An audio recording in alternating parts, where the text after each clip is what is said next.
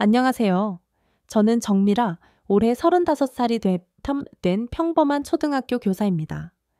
결혼한 지는 6년이 되었고, 지금은 3살 배기 딸아이를 키우며 울산에서 직장과 육아를 병행하고 있어요. 사실 제 이야기를 이렇게 꺼낸다는 게 쉽진 않았습니다.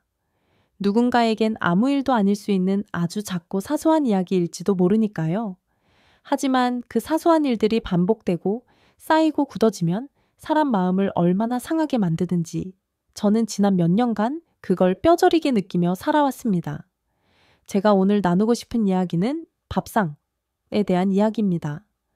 누군가는 밥이야, 뭐 그냥 먹는 거지 라고 말할 수 있겠지만 제게 밥상은 단순히 배를 채우는 자리가 아니었습니다. 그건 누가 누구를 챙기고 누가 누구를 외면하는지 누구를 식구로 여기고 누구를 손님처럼 대하는지를 보여주는 가장 날카로운 거울이었습니다. 결혼 초엔 저도 몰랐어요.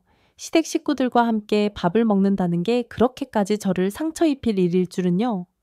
처음 몇 번은 어머님도 웃으시고 음식을 덜어주시기도 했어요. 저는 다정한 시어머니를 만나 다행이다라고 생각했죠.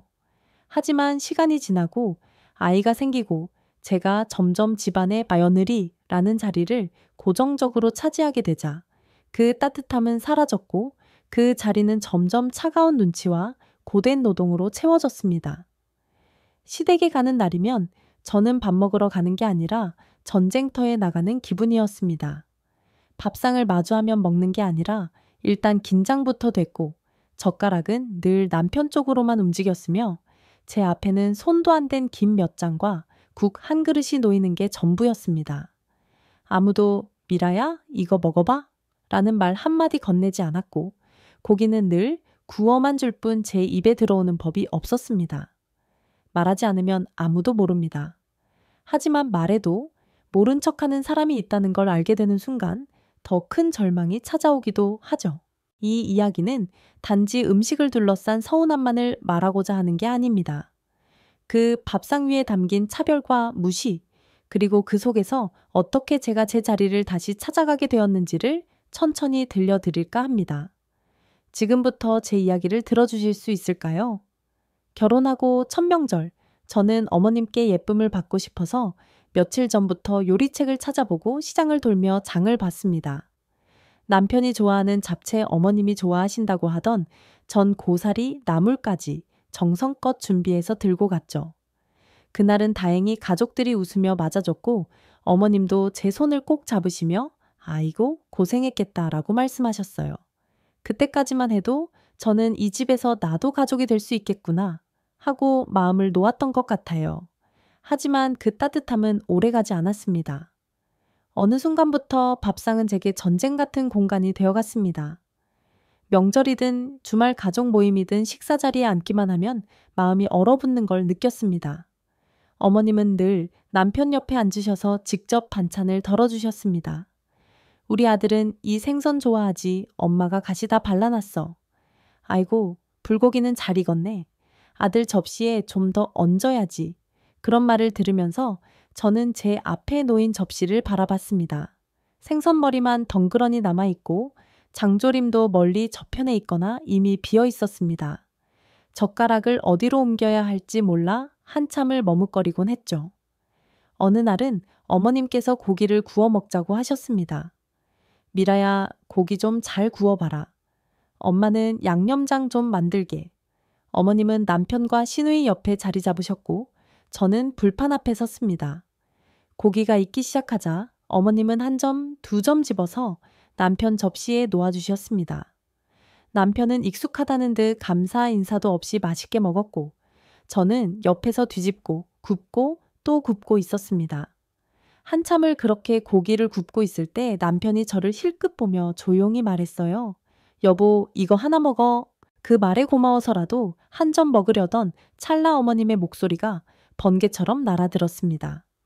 야, 내 엄마는 안 보이고 마누라만 보이냐? 얼른 너나 먹어.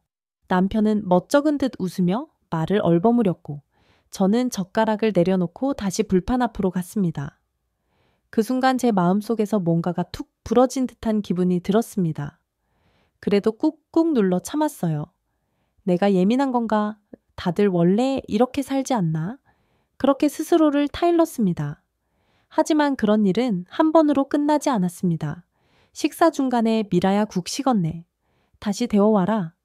김치 좀 더 꺼내올래? 음료수 떨어졌네. 마트에 좀 다녀올래? 저는 밥 한 숟갈 제대로 뜨기도 전에 계속 움직여야 했습니다. 어느 날은 후식까지 다 끝나고 나서야 찬 국 한 그릇에 밥을 말아 겨우 한 숟갈 넘긴 적도 있었죠. 누가 시킨 것도 아니고 큰 소리로 무시한 것도 아닌데 항상 그렇게 행동하게 만드는 분위기. 그게 더 서러웠습니다. 그들은 웃고 떠들며 식사했지만 저는 마음속에서 계속 질문을 삼켰습니다. 나는 지금 누구지? 이 집에서 나의 자리는 어디일까? 그날은 어머님의 생신이었습니다. 시누이 부부와 조카들까지 모두 모이기로 했고 장소는 집 근처에 있는 고깃집으로 정해졌습니다. 아이도 데리고 함께 가야 했기에 저는 평소보다 더 긴장했어요. 우리 딸은 낯가림이 심한 편이라 낯선 장소에 가면 금세 칭얼거리기 일쑤였거든요. 그래서 저는 미리 간식도 챙기고 아이가 좋아하는 작은 장난감도 가방에 넣었습니다. 혹시나 하는 마음에 색연필과 스케치북까지 준비해서 갔죠. 하지만 식당에 도착하자마자 아이는 분위기에 압도되었는지 울음을 터뜨렸고 저는 안고 달래느라 제대로 앉아보지도 못했습니다. 주변 테이블에는 조용히 식사하는 가족들이 많았습니다. 그들 틈에서 울고 있는 우리 아이, 그리고 안절부절 못하는 저. 그 시선들이 모두 저를 향하는 것 같았고 어머님은 연신 저와 아이를 흘끗흘끗 보시더니 한숨을 내쉬셨습니다. 휴, 애 하나 못 달래니 원. 그 말에 저는 자리에서 일어나 조용히 말했어요. 어머님, 제가 아이 좀 재우고 올게요. 그리고 딸아이를 안고 식당 밖으로 나왔습니다. 차 안에서 한참을 달래고 아앵꼬 토닥이며 겨우겨우 아이가 잠이 들었을 즈음 한참이 지난 뒤였어요. 다시 식당 안으로 들어갔을 때 저는 잠시 말을 잃었습니다. 온 가족이 큰 소리로 웃으며 후식 차를 마시고 있었습니다. 불판 위엔 갈비뼈가 까맣게 타서 몇 개만 남아 있었고 테이블 위에는 빈 그릇과 남은 잔반이 어지럽게 놓여 있었습니다. 그 순간 어머님이 말없이 갈비뼈 하나를 제 앞으로 밀었습니다. 원래 뼈에 붙은 살이 제일 맛있는 거야. 그거 먹어. 그 말투, 그 표정, 마치 저를 사람으로 보지 않는 듯한 무심함이 제 가슴을 콱 눌러왔습니다. 순간 숨이 막혔어요. 그건 단지 고기를 못 먹었다는 아쉬움이 아니었어요. 그 자리엔 저를 위한 자리가 존재하지 않았다는 사실이 제 마음을 산산이 부셔버린 겁니다. 남편은 아무 말도 없이 핸드폰만 만지작거리고 있었고 시누이들은 자기 아이들과 사진을 찍고 웃고 있었습니다. 그 어떤 시선도 저를 향하지 않았습니다. 그 어떤 말도 저를 환영하지 않았습니다. 그 순간 저는 조용히 자리에서 일어났습니다. 가방과 아이 짐을 챙겨 어깨에 메고 낮게 그러나 분명하게 말했습니다. 정말도 해도 너무하시네요. 식탁 위에 싸늘한 정적이 감돌았습니다. 그리고 저는 아무도 뒤돌아보지 않은 채 식당을 나왔습니다. 밖은 이미 어두워졌고 공기는 서늘했습니다. 아이를 안고 택시를 잡아탔고 향한 곳은 제 친정이었습니다. 버석버석 마른 가을 바람이 창밖으로 스며들었고 그 사이로 눈물이 줄줄 흘렀습니다. 목소리도 한숨도 나오지 않았습니다. 그날 저는 확실히 깨달았습니다. 이 집안에서 나는 아무것도 아닌 존재라는 걸. 밤늦은 시간 택시는 친정집 앞에 도착했습니다. 두 팔에 아이를 안은 채 초인종을 누르자 얼마 지나지 않아 문이 열렸고 엄마가 놀란 표정으로 저를 바라보셨습니다. 미라야, 이 시간에 웬일이니? 애는 왜 자고 있고 너 얼굴이 왜 그래? 제 눈가는 이미 눈물 자국으로 번져 있었고 입술은 떨리고 있었습니다. 말을 꺼내려 해도 아무 말이 나오지 않았어요. 그저 아이를 꼭 끌어안은 채 현관에 무너지듯 주저앉았습니다. 언니 무슨 일이야? 주방 쪽에서 언니와 매형 조카가 저녁을 먹고 있었는지 놀라 달려왔고 그들 앞에서 저는 마침내 울음을 터뜨렸습니다. 처음엔 흐느끼는 소리로 시작되었지만 금세 그동안 꾹 참고 억눌렀던 감정들이 모두 터져나왔습니다. 언니, 엄마, 나 그냥 너무 힘들었어. 엄마는 아이를 조심히 받아 안으시고 저를 부엌 의자에 앉혔습니다. 물 한 잔을 건네주시며 제 등을 토닥이셨죠. 그 따뜻한 손길에 저는 더욱 목이 메어 말을 잇지 못했습니다. 괜찮아? 괜찮아. 천천히 말해. 다 들을게. 저는 울먹이며 지금까지 시댁에서 겪은 일들을 하나하나 말하기 시작했습니다. 밥상에서 겪은 차별, 아무도 제게 밥을 권하지 않던 순간들, 고기를 굽기만 하고 먹지 못한 일들 생일 식사 자리에서 남은 갈비뼈를 건네받았던 순간까지 그 모든 기억이 낱낱이 떠오르며 입 밖으로 새어나왔습니다. 언니는 제 옆에 앉아 제 손을 꽉 잡아주었습니다. 그 손의 따뜻함이 그렇게나 위로가 될 줄은 몰랐어요. 엄마는 조용히 고개를 끄덕이며 들으시다가 한마디 하셨습니다. 왜 이제서야 말했니, 미라야? 얼마나 혼자 속으로 울었을까 싶다. 그 말에 저는 다시 한번 울음을 터뜨렸습니다. 그간 누구도 들어주지 않았던 내 마음을 엄마는 단 한 문장으로 알아주셨습니다. 언니는 날카로운 표정으로 물었습니다. 지금 형부는 뭐 하고 있어? 집에 있어? 자초지종을 알고는 있어? 저는 고개를 가로저었습니다. 아니, 나 그냥 나왔어. 아무 말도 안 하고. 그 순간 언니의 얼굴에 분노가 스쳤고 매형은 조용히 자리에서 일어나 말했습니다. 지금 당장 전화해. 형부랑 얘기 좀 해야겠어. 하지만 엄마는 그를 제지하며 말했습니다. 아니야. 오늘은 그냥 여기서 자고 가. 미라도 진정해야 하고 애기도 자고 있잖아. 그 집 얘기는 내일 천천히 하자. 그 목소리는 여느 때처럼 다정했지만 그 안엔 분명한 단호함이 있었습니다. 엄마는 저를 보며 다시 한번 말했습니다. 오늘은 아무것도 하지 마. 그냥 쉬어. 네가 여기 온 거 잘한 일이야. 그날 밤 저는 오랜만에 마음 놓고 울었고 그 울음 끝엔 이상하게도 한결 가벼워진 느낌이 들었습니다. 누군가 내 이야기를 끝까지 들어준다는 것. 누군가 내 편이라는 사실. 그것만으로도 숨이 트이고 내일을 견딜 힘이 생겼습니다. 나는 혼자가 아니었어요. 적어도 이곳 이 집안 밥상 위에서는 내가 외롭지 않았습니다. 다음 날 아침 해가 중천에 떠올랐을 무렵 저는 겨우 눈을 떴습니다. 어제 그토록 울고 또 울었던 탓인지 눈이 퉁퉁 부어 있었습니다. 아이도 곁에서 편히 자고 있었고 창문 너머로 비치는 햇살은 따뜻했습니다. 부엌에서는 지글지글 지져지는 전소리국 끓는 냄새 반찬 담는 소리가 조용히 들려왔습니다. 그 소리 하나하나가 제 마음을 다시 부드럽게 두드렸습니다. 일어나 거실로 나오니 엄마는 앞치마를 두르고 상을 차리고 계셨습니다.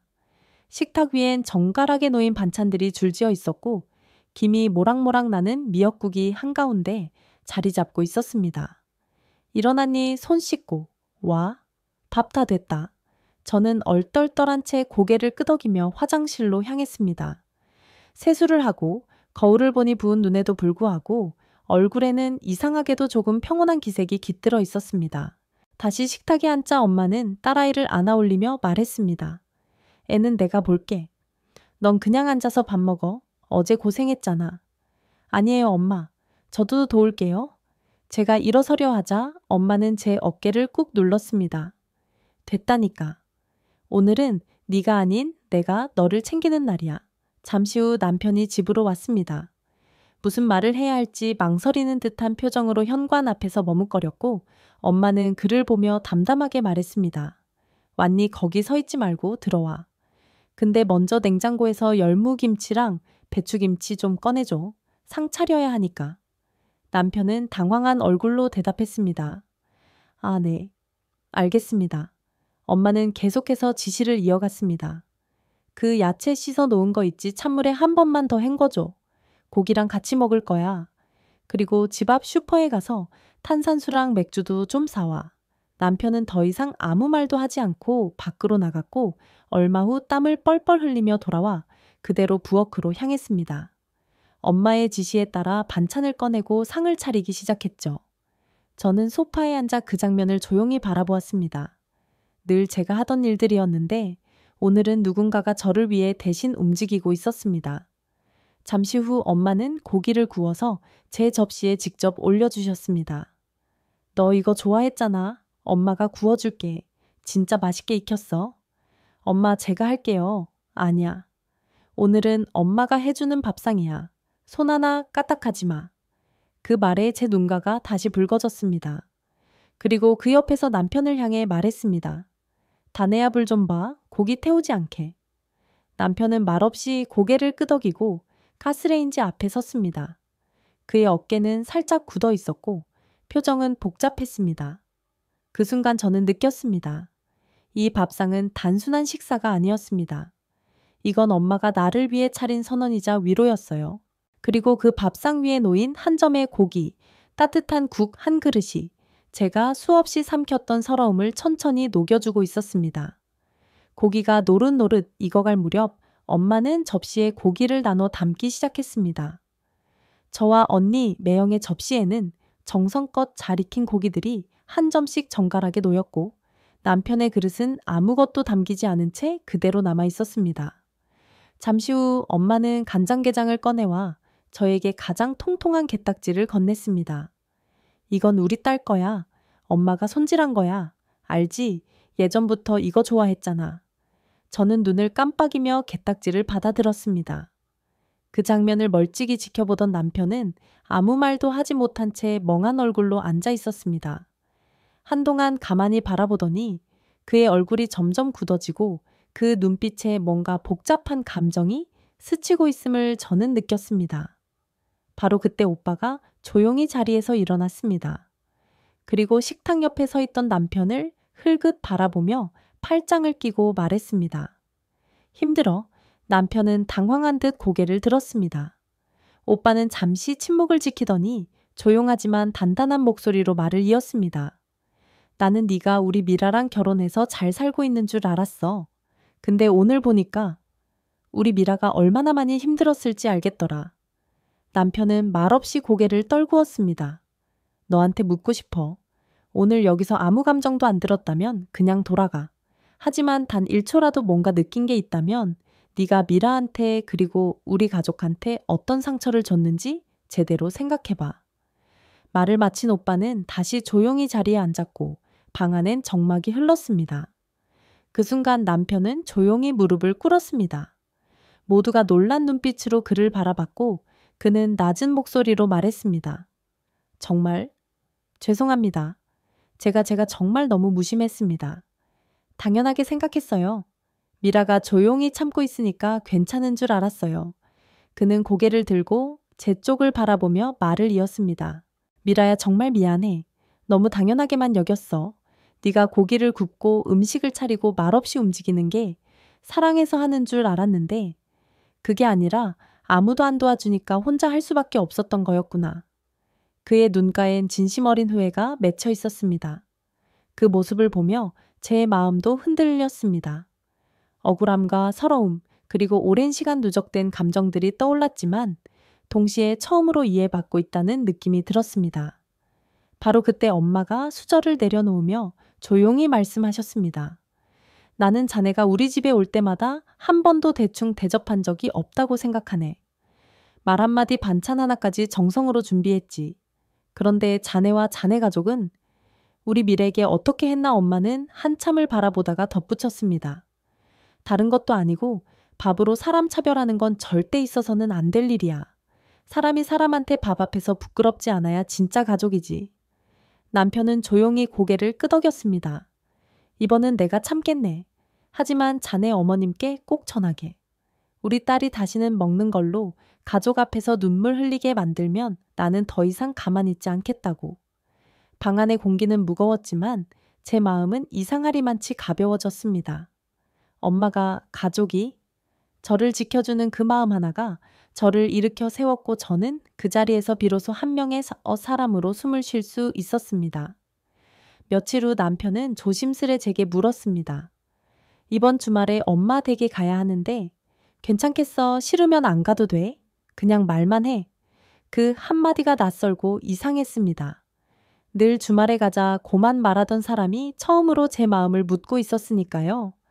그 말을 들은 저는 작게 고개를 끄덕였습니다. 응, 갈게. 괜찮아? 주말이 되어 시댁에 도착했을 때 어머님은 여느 때처럼 반갑게 인사하셨고 우리 아들 좋아하는 고기 사놨어. 오늘 구워 먹자. 하시며 자연스럽게 제게 말을 건네셨습니다. 미라야, 고기 좀 구워야겠다. 주방에 불 켜놨으니까 얼른 가서 구워라. 익숙한 장면이었습니다. 아무도 물어보지 않고 그냥 당연하게 주어지는 역할. 제가 자리에서 일어나려던 찰나 남편이 먼저 조용히 자리에서 일어섰습니다. 제가 할게요, 엄마. 오늘은 제가 고기 구울게요. 그는 아무 말도 없이 앞치마를 두르고 부엌으로 향했습니다. 어머님의 얼굴이 순간 굳었습니다. 너는 앉아 있어도 되는데 며느리가 있는데 왜 굳이 네가 하니? 남편은 부드럽게 웃으며 대답했습니다. 엄마, 저도 집에서 가끔 고기 구워요. 오늘은 제가 하고 싶어서 그래요. 미라는 쉬게 하고 싶어요. 그 말에 어머님의 입꼬리가 살짝 떨렸지만 아무 말 없이 시선을 돌리셨습니다. 저는 그 광경을 조용히 지켜보다가 처음으로 가만히 자리에 앉았습니다. 남편은 고기를 익히면서 한 점 한 점 정성껏 구워 제 접시에 올려주었습니다. 여보, 이거 맛있게 익었어. 먹어봐. 그 말에 저는 잠시 멈칫하다가 조심스럽게 젓가락을 들어 고기를 입에 넣었습니다. 그 순간 이상하게도 고기 육즙보다 먼저 울컥한 감정이 목을 타고 올라왔습니다. 이제야 드디어 누군가 나를 먼저 챙겨주는 식탁이 찾아온 것이었습니다. 그 장면을 어머님은 묵묵히 바라보셨습니다. 아무 말도 하지 않으셨지만 그 시선은 편안하지 않아 보였습니다. 잠시 후 어머님은 늘 하시던 듯 저를 향해 말했습니다. 미라야, 냉장고에서 야채 좀 꺼내서 씻어 와라. 하지만 그 말이 끝나기도 전에 남편이 말했습니다. 제가 할게요, 엄마. 그리고는 아무렇지도 않게 일어나 냉장고로 향했습니다. 그 순간 저는 또 한 번 놀랐습니다. 그가 말로만 아닌 행동으로 저를 지켜준 것이 이번이 처음이었기 때문입니다. 어머님의 시선은 아들에게로 향했고 분명히 불편함이 느껴졌지만 남편은 더 이상 그 시선을 피하지 않았습니다. 그날 이후 시댁의 분위기가 완전히 바뀐 건 아니었습니다. 어머님의 표정은 여전히 밝지 않았고 제가 먼저 고기를 먹는 것도 남편이 저를 돕는 것도 쉽게 받아들이시는 것 같진 않았습니다. 하지만 한 가지는 분명했습니다. 이젠 저도 가만히 있지 않습니다. 이젠 저도 가만히 있지 않습니다. 예전처럼 어머님의 눈치를 살피며 불편한 기색을 피하지도 않고 억지로 미소 짓지도 않습니다. 누가 먼저 고기를 먹었느냐, 누가 상을 차렸느냐보다 더 중요한 건 이 집안에서 내가 사람답게 대접받고 있는가라는 사실을 알게 되었기 때문입니다. 처음에는 익숙하지 않았습니다. 남편이 고기를 구워서 제 접시에 올려줄 때도 제가 먼저 앉아 있고 남편이 분주히 움직이는 모습을 볼 때도 왠지 내가 잘못하고 있는 것 같은 기분이 들기도 했습니다. 그만큼 저는 오랫동안 당연한 며느리 역할에 익숙해져 있었던 거겠죠. 하지만 이제는 압니다. 그 당연함이 얼마나 위험한 말인지, 그 참음이 얼마나 자신을 갉아먹는 일인지. 저는 이제 눈치 보며 고기 굽는 며느리가 아닙니다. 저는 누가 내 편인지 알고 있고 무엇을 지켜야 하는지도 분명히 아는 사람입니다. 그리고 그 모든 변화의 시작은 엄마가 차려주신 그날의 밥상에서 비롯되었습니다.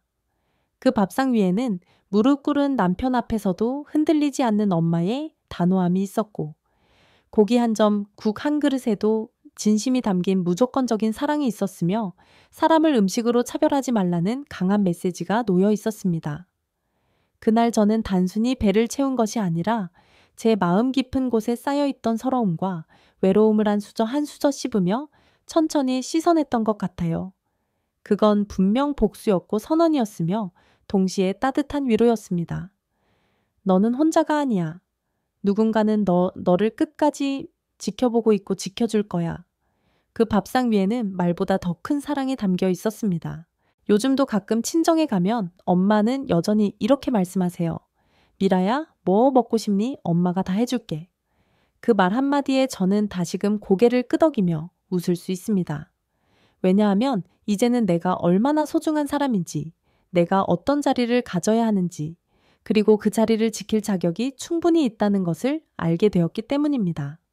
오늘 제 이야기를 들어주신 모든 분들께 감사드립니다.